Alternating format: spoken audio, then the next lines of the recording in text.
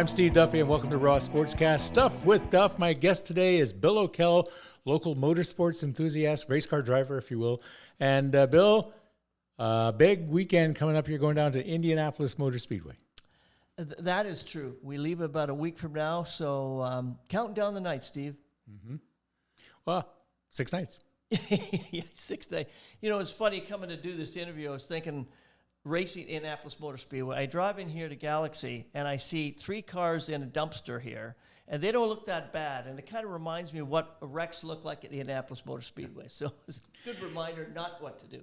Bill, I'm one of these guys who goes to car racing to watch the car racing. A lot of people go to hockey games to watch the fights. Yeah. A lot of people go to car races to watch the crashes. I like the racing for the racing's sake.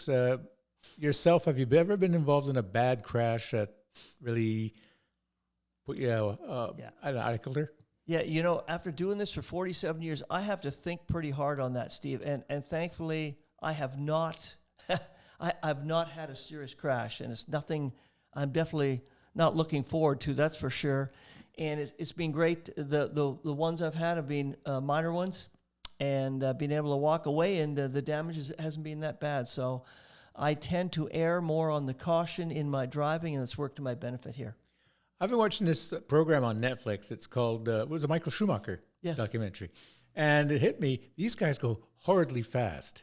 And if they have a mishap, it can be fatal. Now, you have to check every single piece of machinery and everything on that car to make sure everything is not worn down or could break or cause an accident, right? Correct.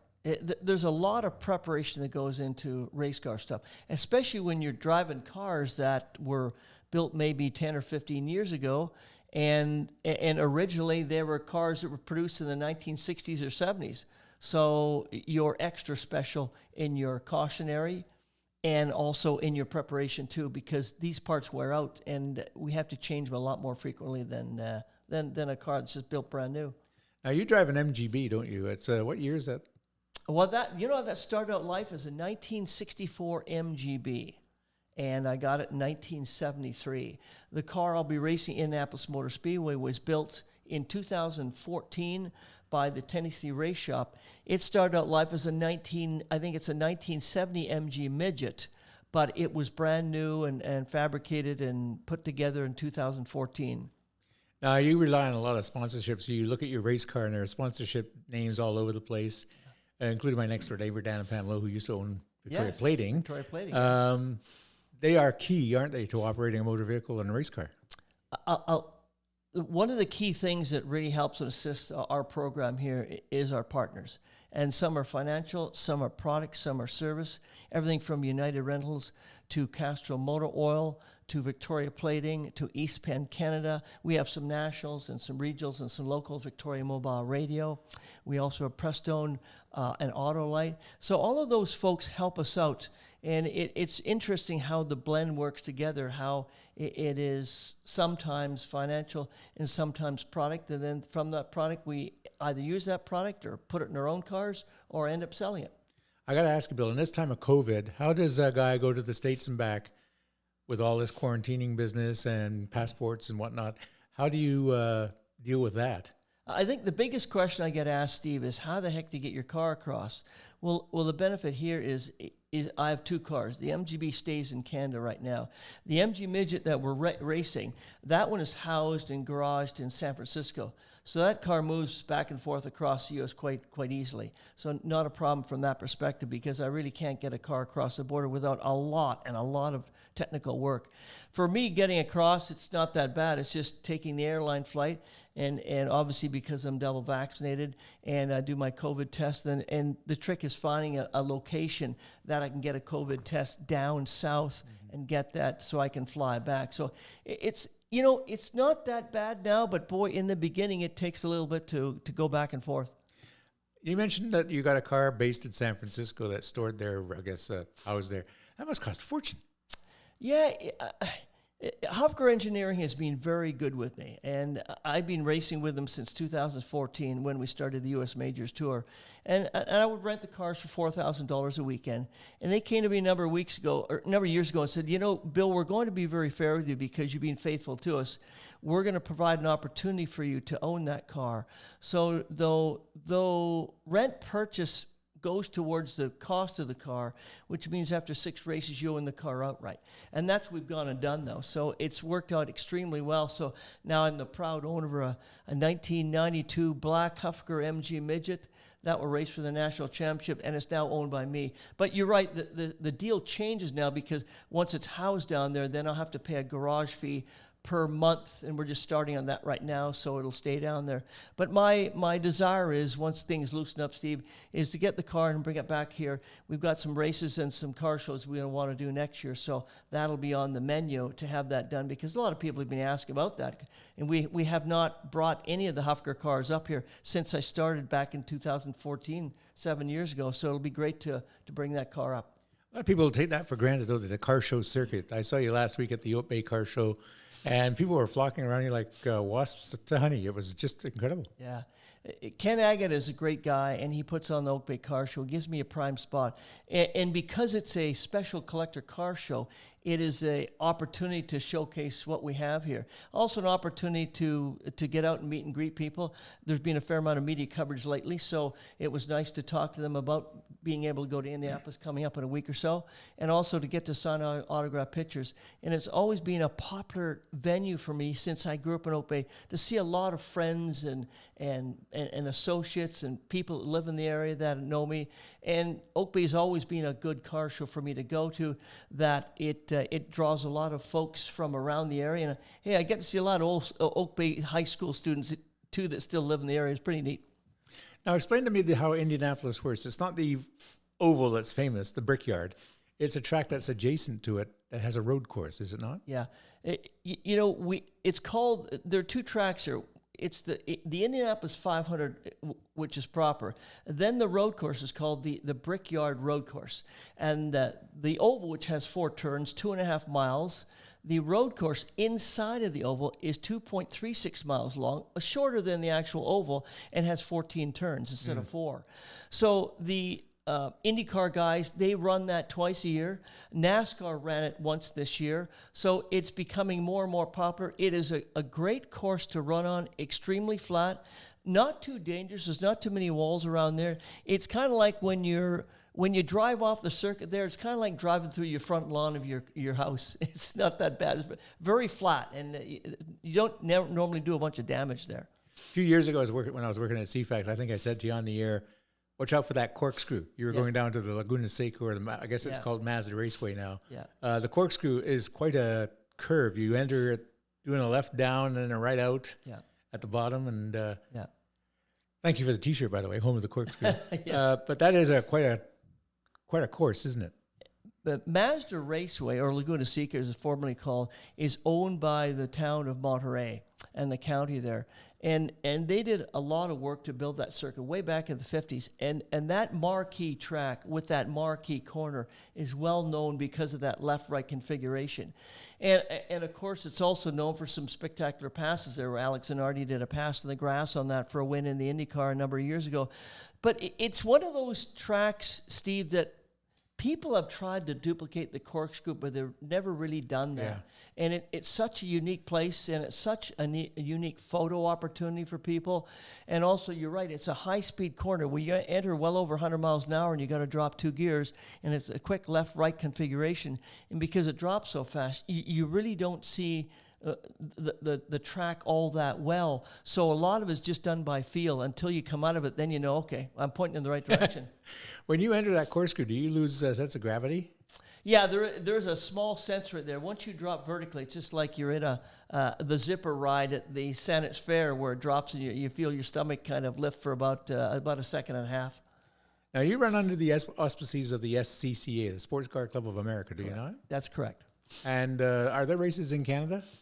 the Sports Car Club of America does not run anymore any races. They used to. The odd time they come to Mosport, the odd time they come to Westwood, but they have not done that. Primarily because they've kept so much doing so well for themselves down in the U.S. that they haven't needed those extra venues to facilitate their revenue and their income on that.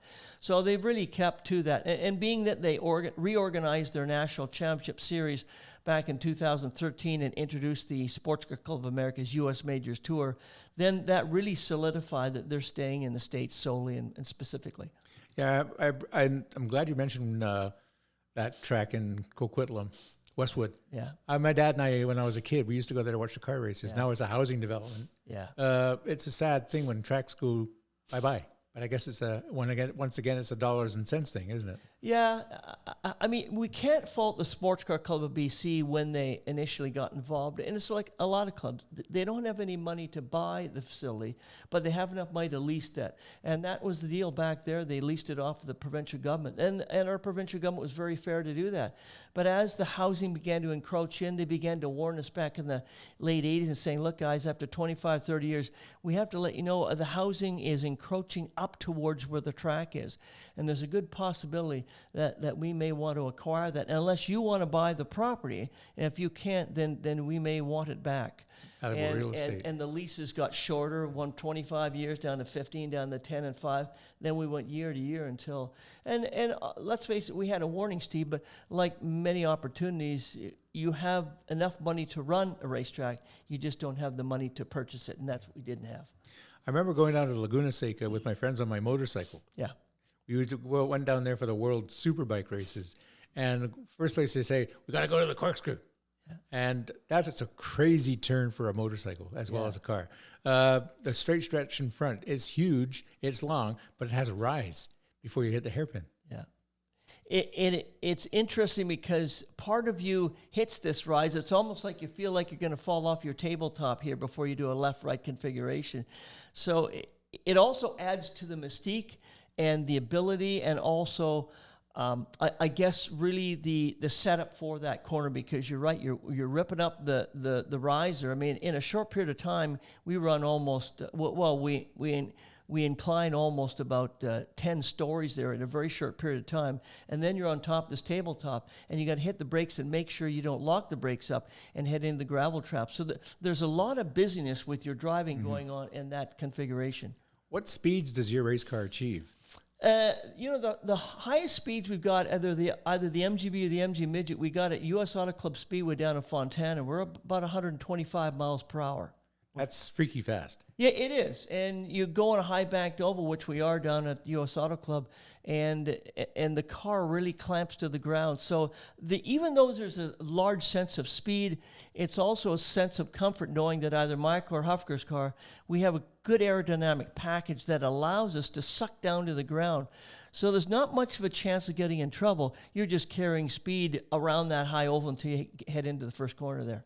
Now, you have a history of winning with these on the circuit, don't you? Yeah. And it's nice to see a kid from Victoria winning races in the United States. Yeah. But you have a history of winning. I think the key thing for me, Steve, was back in 2014 when the Molson Indy and the Edmonton Indies were winding down. I'm thinking, what's my next opportunity? And, I was in my mid-50s at that point, and I thought, the Sports Car Club of America has revamped their U.S. National Circuit. It's now called the U.S. Majors Tour. And I thought, I'd like to try and race for a national championship. And Laguna Seca was on the menu for the 2014 National Championship.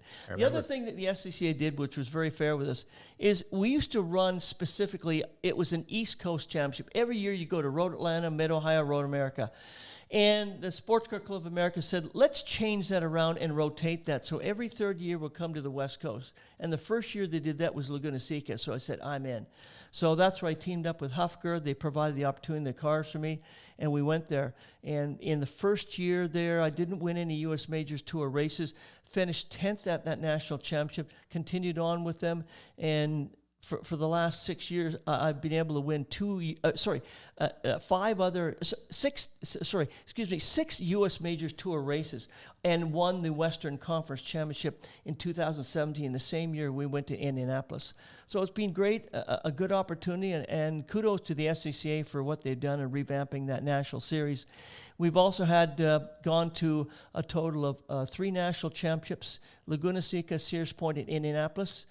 Best finish was at Sears Point in 2018. We got a 5th place there after starting 15th, and also won the Sunoco Hard Charger Award. So we carry momentum from that race into this week's coming up Indianapolis Motor Speedway race. We didn't do too bad in 2017 when we went there, ran 2 races, finished 22nd and 12th in the 2 respective races. So not bad, but a huge field, Steve. I mean, when we ran at Sonoma, we had 25-car fields. When we go to Indianapolis next week, it'll be a 45 to 50-car field. So the goal is really going to be to try and qualify in the top 10, because if you can get in the top 10, you're at reaching distance between a podium shot from there. Now, when you say 40-plus cars, that's a lot. Is there crowded track means the propensity for mishaps? Yeah, that goes with the territory, unfortunately. But, you know, after doing this the last 45 years, I get to go into this with more of a sense of what can happen, what could happen, and how do I prepare for it.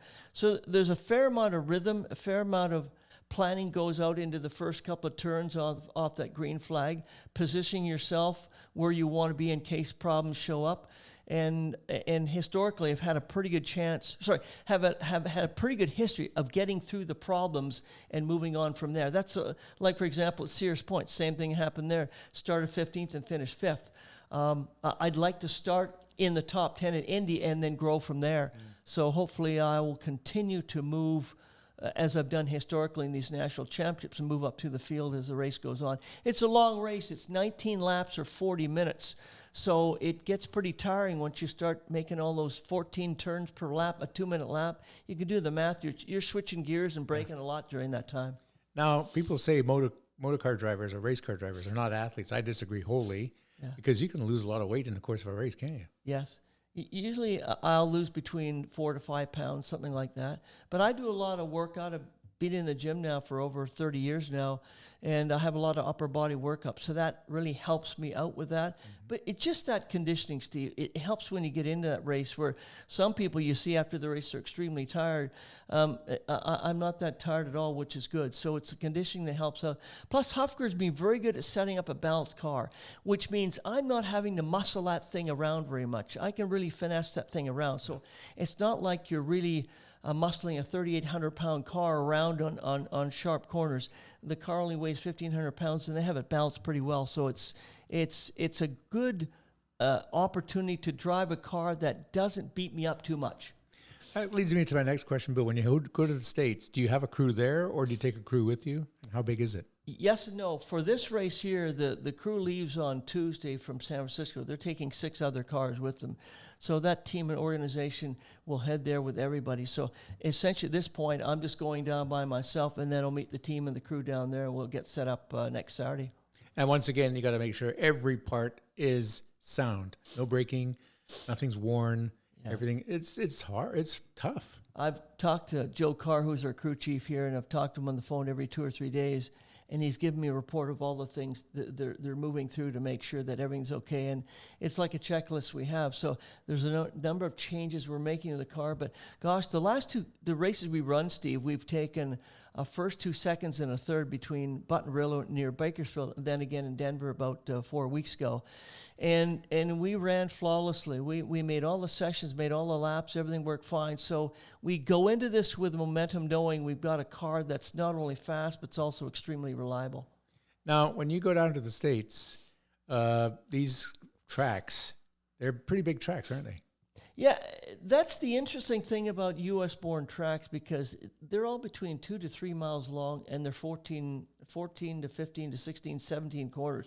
So they're long tracks, they're memory tracks, so you've really got to keep your head about you, because you know, when you're on a track that long with that many corners, and especially if it's foreign to you, then you really got to memorize things very, very quickly. When we went to Denver, never been to High Plains Raceway, we went there 4 weeks ago, and I was able to get in with a guy that had a Subaru that was racing on Friday.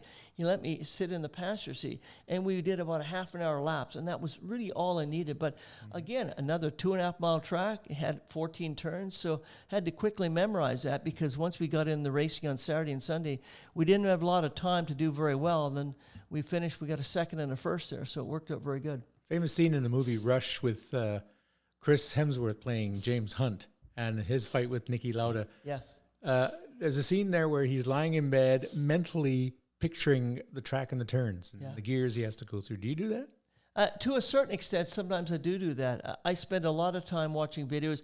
Look, I don't have all the money in the world that I can buy a $20,000 setup and rig and do my virtual stuff at home here. So a lot of it I have to do through the internet and watching people. But for me, the last couple of months has been really going through my mind and what I did with Indy and back in 2017, and that has helped out tremendously.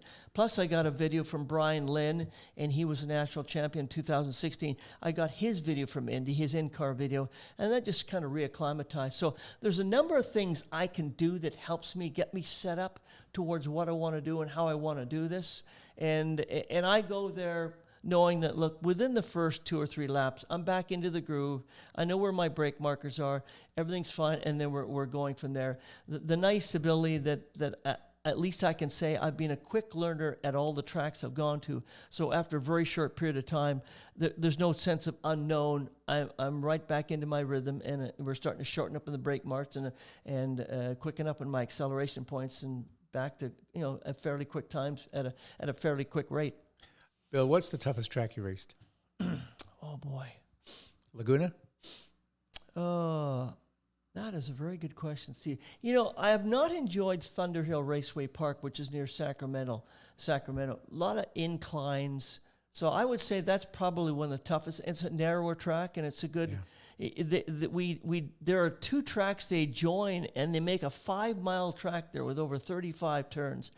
And I remember doing that as a U.S. Majors race, and I don't think I finished in the top 3. So that was one of those places where a 5-mile track and that many turns, you can get lost pretty fast. And it was a wet day too, so a track like that, not my favorite. The opening scene of that Michael Schumacher documentary I watched, he was there was a camera mounted in the car looking for racing in Monte Carlo. Yeah, and that track looked desperately skinny. Yeah. One false move and you're in the wall. The faster you go, the skinnier the track is, right? And High Plains Raceway at Denver, there was much like that too. So it was one of those tracks we call it's a rhythm track. It's also a memory track too. And it's also a narrow track. So because of that, Steve, one of the key things there is you better find your way around that place fast, because it being so narrow, then you don't want to be running off of there at all at any pace at all. The nice thing about that place was here we are in the middle of summer, so they haven't have any water there, so the track's pretty dry. And if you get off that place, you're not going to hit a wall or anything. Yeah. You're just going to slide in the tall grass. So we never did get off, which was great. So it worked out fine for us. Now, most car racers start out in karts. Did you? No, I never did. No, my avenue really was I had a Volkswagen Beetle, and then I started with, believe it or not, with my MGB back in 1973. So that was really the first car I had, and I just stayed with it. You raced a Volkswagen Beetle? Sorry to admit that, but yes. You're braver than I thought. Yeah. And I've known you for 40 odd years. So, Bill, I really appreciate you coming on today. Is there anything else you'd like to add before we go? Look, I'm just thankful and grateful for this opportunity. You know, I each day I kind of thank God for the opportunity to even do this, and then there's my wife that's been great to support me, and friends like yourself and in the media that have come along that come alongside with me too. We're all getting older. We're all getting to an age where, you know, somewhere along the way retirement is going to show up, but in the meantime, I hear you. I get to enjoy what I'm doing here, and it's like. The last thing I'll say is when I go and see my doctor each year, he says, all right, in order for me to okay your license, I need to know how many crashes you had, how many missed shifts did you have, how many transmissions, how many wrong. And when I say we had none, I said, okay, we're going to go another year. So there's a large support group of people behind me that help me out. It's great having those folks. And hey, I look towards racing in the future, man. Appreciate it. And thank you. Bill, thank you for coming on today. I've known you for a long time. Yeah. We're all growing old together. Yeah. But it's been a pleasure talking to you professionally, if you want to call this professional. I'm not getting paid for this. But it has been fun dealing with you through the media, through my years in the radio business in this town. And again, thank you for coming on. Appreciate it. Thanks for your support, Steve. I really appreciate it.